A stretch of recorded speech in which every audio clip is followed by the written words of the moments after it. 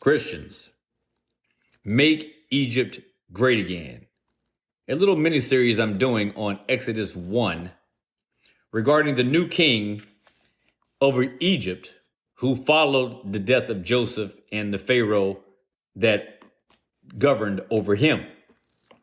This new king, as I've stated over and over again in the previous messages, was a disruptor.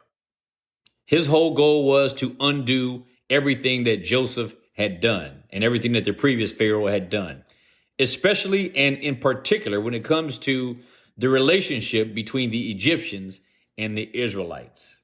This new king had no love for them and wanted them to be subjugated to strict and harsh tyrannical burdens and the taxes and tribute that attend them.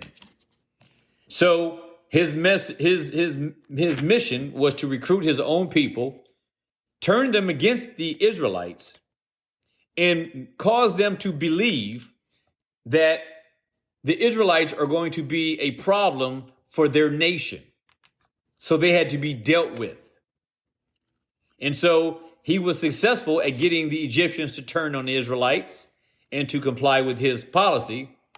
But when he put his policies in place, which was to intensify their burdens and the rigors of what is nearly slave bondage, all it did was to increase the population of the Israelites, which he was trying to do the exact opposite, to depopulate them. He wanted them out of the position of being able to have growth that could marginalize the difference between the number of Egyptians versus the number of Israelites. He didn't want them to grow in size. He did not want them to have power. He did not want them to have the energy to survive and to thrive. He wanted to break their backs. This is what he wanted to do, to shame them and to humiliate them and to impoverish them. And this was a big part of it. And he did all of this under the guise of getting the Egyptian people to believe that the Israelites, who were shepherds, that they were going to be ones facilitating an insurrection against Egypt in the future. And he wanted to make sure that they did not have the capacity. So what he did was convince his own people that if we let these people continue to enjoy their livelihoods here, at some point, they're going to overtake us. And they're going to be party to those who would want to overtake us. This was what he was dealing with. And this, I would think, should sound familiar to many of us. But when you read the scriptures and you see what I'm pointing out to you, I need to make no comment. See for yourself what is taking place. When his burdens or his bondage failed at decreasing their numbers, then he goes to two of the Israelite women and tries to get them to work for him to slay their own flesh and blood to benefit him, the king of Egypt, an Egyptian.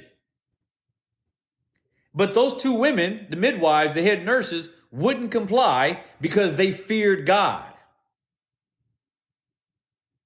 So he goes to them in verse 18. He called them to him. And when they came into his presence, he asked the question, "Why have you done this thing and allowed the male children to live?" Listen to what the women said. The midwives said to Pharaoh, "The reason why we did not destroy the lives of the male children is because the Hebrew women are not like Egyptian women, for they are lively and they give birth before the midwives come to them." So what they're saying is this. They're saying that they're spitting these babies out so fast, we can't get to them fast enough before the babies come out. So what they're dealing with definitely, as we know, precedes what we know of today as abortion. But what this scenario is that takes place, that happens, is that there's this stool or this sort of trough where when the babies come out, they fall into this trough. And the whole idea was for the midwives to slay them while they were there. So this is to slay them immediately at birth, immediately. And they wouldn't do it because they feared God. And this king didn't understand it, but they gave him their explanation. They said, listen, these Hebrew women, they're not like these soft Egyptian women. They're strong.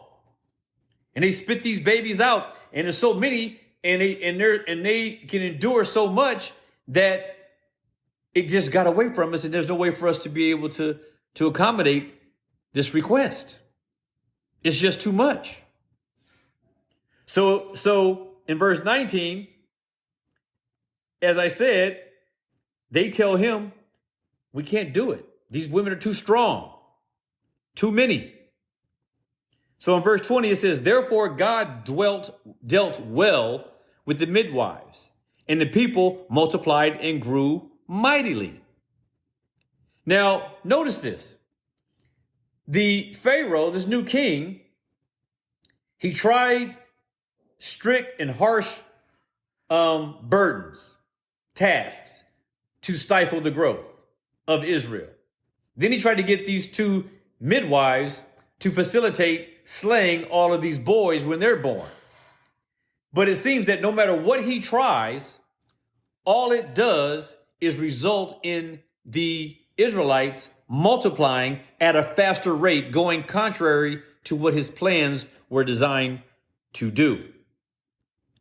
And so it says here in verse 20 that because of what these women did, and notice, they lied to Pharaoh. They feared God, but they lied to him in order to preserve life. I'll leave you to deal with the morality around that. But they lied to him in order to facilitate the preservation of life.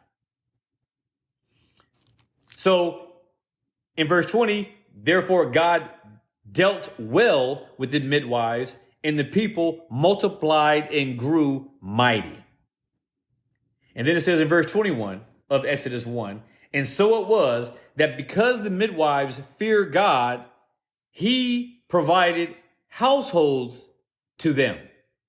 And what this means is not that Pharaoh provided housewives to them, because he would not have been rewarding them for going contrary to his desires, but God provided them households. And what does it mean? It means that God gave them families of their own. God gave them families that grew. God blessed the fruit of their wombs, and he also increased the households for others. But he blessed these housewives because they stood in the gap, they lied to preserve life, and God blessed them for it. He blessed them for it. And in verse 22, it says, so Pharaoh commanded all his people, saying, every son who is born, you shall cast into the river, and every daughter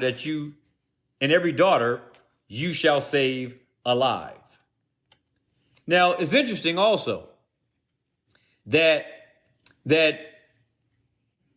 this king, he kept looking for new ways to exercise his tyranny.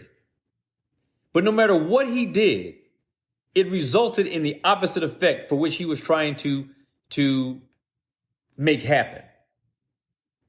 But the key thing here, especially with these women, is that they feared God. It took two of them to fear God. We don't need a whole army to stop a tyrant or an oppressor. You just need a few who are faithful and are willing to do what is right. Just a couple. A couple who fear God. And blessings shall be multiplied. And the people of those who are blessed will continue to multiply. Be provoked and be persuaded.